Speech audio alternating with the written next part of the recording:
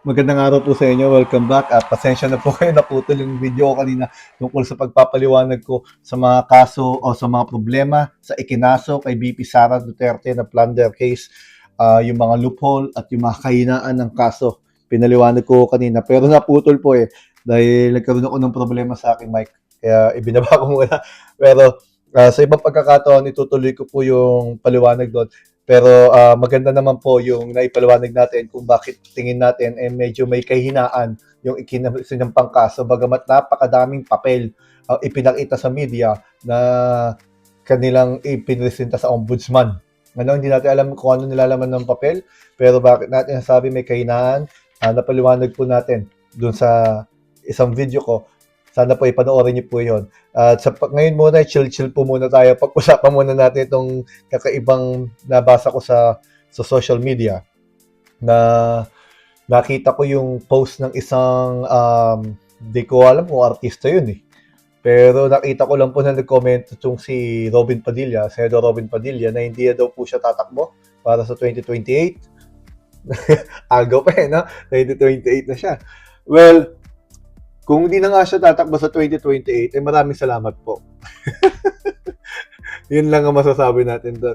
Pero yung pong lineup na nakita ko para daw yun sa lineup ni BP Sara, obviously hindi po ako naniniwala yun ang magiging lineup. Napakaaga po niyan. Sa politika po kasi hindi po 3 years before the election ang gawa ng lineup. Hindi po ganun ang pagproseso ng slate ng isang kandidato bilang presidente. No, kasi po magkakaroon pa po ng alliances yan Magkakaroon pa po ng mga common candidates. Ngayon po kasi nauso na yung common candidates. Dati ang uso lang guest candidate Ngayon nagkaroon na rin ng common candidates. Pero sa 2028, ang tingin ko hindi magkakaroon ng common candidates dahil sa nangyaring laban ng BBM group at ng Duterte group. Maaari dyan, bumalik tayo sa era ng 2001 kung saan may guest candidates. Yun ang tingin ko dyan sa 2028. Bagamat ganun nga, pag-usapan muna natin, chill-chill po muna tayo, no? Pag-usapan natin yung lineup na ipinakita. Una po doon sa lineup na pinakita niya is sila Senator Chis Escudero. Hindi katakataka na sumama to kay Duterte, pero hindi rin to katakataka na bumaliktad at bumalik sa grupo ng administrasyon. Sa ngayon, basa ko dito naglalaro to Hindi naman siya, nasa minority group siya dahil siya tinanggal na Senate President. Pero ang mga isinusulong nito at ang mga galaw nito, hindi naman totally pumapabor kay BP Sara. Kaya ang basa ko diyan hindi ko masabi siguradong mag-BP Sara yan. Maaari naglalaro yan dahil ang administrasyong BBM ngayon kung sino-sino ang tinatamaan ng kanyang investigasyon kahit mga kaalyado niya tinatamaan no? So mas safe kung hindi ka na mangingialam siguro no. Ang pangalawa doon ay si Senator Alan Peter Cayetano.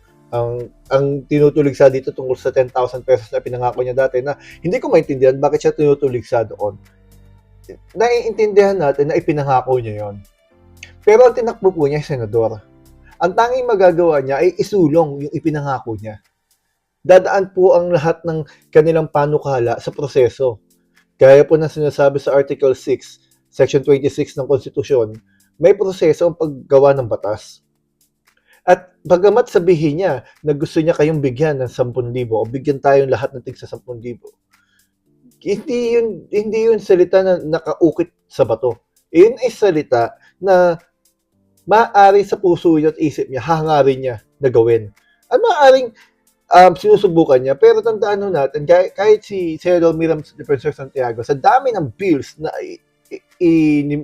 pinasa niya, iilan lamang po ang sa batas. Dahil po dyan, yung prosesong sinasabi ko kanina, ang dulot-dulo niyan, kung makakakuha ka ng boto doon sa plenaryo, kahit matapos yung first reading, second reading, third reading, kung wala ka naman makuha ng boto at hindi ka makakuha ng counterpart doon sa lower house, sa kongreso, hindi po yan aakit sa table ng presidente. At pagdating sa table ng presidente, may veto powers pa ang presidente. Kaya hindi ko maintindihan ang mga ibang taong bayan, bakit nagagalit kay Peter Cayetano tungkol sa parting yon. Bagamat, hindi ko pinapaboran ang uh, napakadaming mga suggestion ngayon ni Alan Cayetano. Obvious na obvious maka Duterte si Alan Cayetano. Obvious na may pinapaboran.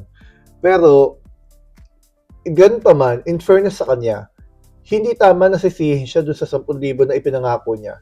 Dahil, may proseso yun. Hindi po yun nakasulat sa bato na pag sinabi niyang 10,000 sa'yo, 10,000 sa'yo. Maaaring, sinusubukan niya at ginagawa niya paraan para matupad yun. Pero, dadaan po sa proseso ang lahat. Gaya nakalagay po yan sa konstitusyon. No? Etong pangatlong nasa listahan niya, naku po, natatawa ako dito, Rowena Guanzon. Ewan ko paano ba to. Sa makuha na boto to? Sa Kakang Pink? Ewan ko to. Ay, no comment tayo dyan, magulo yan. Hindi natin. Abogado yan, naging mayor ng Iloilo yan eh. Pero, wala. Ito naman si pang-apat, si Greco Belhica. Ito, ang dami nito may nagsasabi eh. Si Belhica na dami rin naman sabit eh. Walang yung mga magta-take over na daw si Sara, blah blah blah. Hindi naman. So, obviously hindi man siya political analyst, pero hindi lang makuha yung alam po yung ang mga taong may credibility pagdating sa pagsasabi ng mga bagay na alam nila paano ipaliwanag. So, ang panglima naman dyan, yung Vic Rodriguez, ito po yung dating executive secretary ni BBM na pinatalsik sa pwesto at yung pinatalsik ay panaybanat na sa presidente. Obviously, tumakbo na po ito nung nakaraan at malayo-layo ito eh. Malayo-layo ito. Kasunod niya si Jimmy Bondoc. Doon sa listahan na nung nag-post ng social media. Jimmy Bondoc, yung singer dati. Maganda yung kanta nito eh, no? Abogado. So, hindi ko masyadong alam alam ko lang maka Duterte to eh. Si Raul Lambino, magaling ito. Pero hindi ko alam bakit nasa listahan siya. Although maka Duterte to. Si Richard Mata, Robin Padilla, yun nga. At ewan ko bakit kasama si Torion. Abogado nito ni Bato de la Rosa eh. Well, kung ito ang line-up talaga, weak line-up to, hindi to uubra sa 2028. Ilan lang ang tao ditong posibleng may laban. Pero pasalamat tayo kay Robin Padilla kung talagang hindi siya tatakbo. Kasi sa totoo lang ang ating pong politika ngayon, ang dami pong nakapwesto na hindi dapat nakapwesto. Dapat po yung mga botante, itaas natin ang level ng ating standard pagpili. Kasi po sa constitution natin, ilan lang naman ang qualification eh. 'Di ba? Able to read and write. 'Di ba? At least 10 years ka residente kung sa national ka. Kapag ka doon naman sa mga congressman, at least ilang taong ka lang residente. 1 year lang ata. Tapos, kailangan, pag senador, at least 40 years old. Kapag congressman, at least 35 years old. 'Di ba? Yun lang naman yung mga qualification eh. Natural born citizen.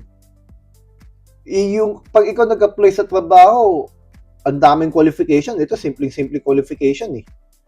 Kaya taasan dapat natin ang ating standard ng pagboto kasi ang dami natin nasasayang na pera, ang dami natin nasasayang na pagkakataon. Imbes na nilululok natin, marunong gumawa ng batas at alam ang dapat gawin, hindi nagpapasaw doon ang gobyerno ng Pilipinas na papalamuti.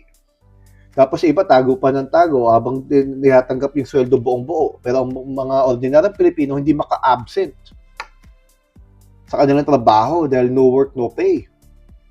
Pero sila, buong buo nakakuha, benepisyo at sweldo. At ang masama, may mga iba doon nakaupo lang, binoboto ng taong bayan, pero hindi na makarapat-dapat doon. Hindi naman po kasi, at pakiusap po natin sa ilang politiko. Not because you are winnable, you run. Hindi po dahil malaki ang chance mong manalo, tatakbo ka. Hindi po sana ganun. Mag-isip po kayo.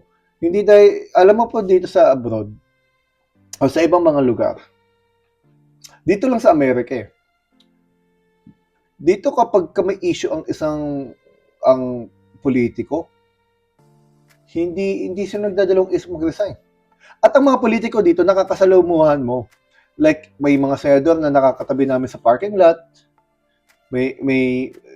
Kasi wala silang mga bodyguards. Hindi katulad sa Pilipinas, ang binoboto natin, ginagawa nating Diyos. Ang hirap hawakan, ang hirap pausapin, ang daming dadaanan. Dito hindi, sila pumupunta, sila kakausap sa'yo. Dapat to ganun kasi public lingkod bayan yan eh. Lingkod bayan. Hindi ang bayan na maglilingkod. No? Ngayon, balik po tayo din sa pinag-uusapan natin na line-up. Itong line-up na to, hindi ito convincing. Napakaaga pa para dyan. Actually, ang nakikita ko po dyan, ang puwersa ng administrasyon, ang PFP, ang possible ang LDP, kung buhay pang LDP, possible yan yung magsama-sama para sa administrasyon. Ang lakas party, of course, ang lakas. Doon naman sa kabila, ayan, magsasama-sama, pati yung PMP, malamang, ang person ng masang Pilipino, sasama dyan sa Duterte. Yung mga ibang mga grupo.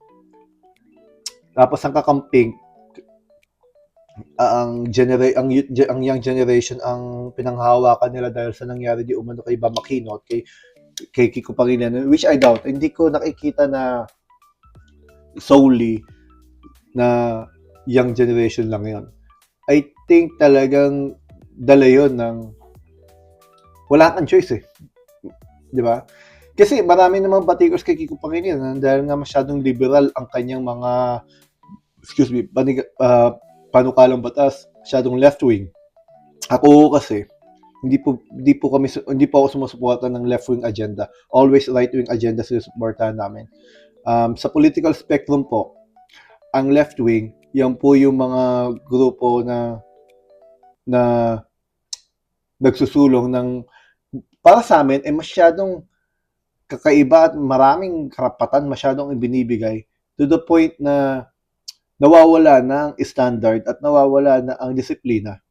Ang right-wing naman, sa kabilang banda, ito yung governance talaga. Ang matandang Marcos po ay isang right-wing. Ang left-wing po ay si Ninoy Aquino, yung tatay ng dating presidenteng Noynoy Aquino. Yun na lang po. Kung ano pinaglalaban ng isa, yung dalawa, yun po yung makikita ninyo. Hanggang dito po muna tayo muli. Maraming salamat po sa inyo.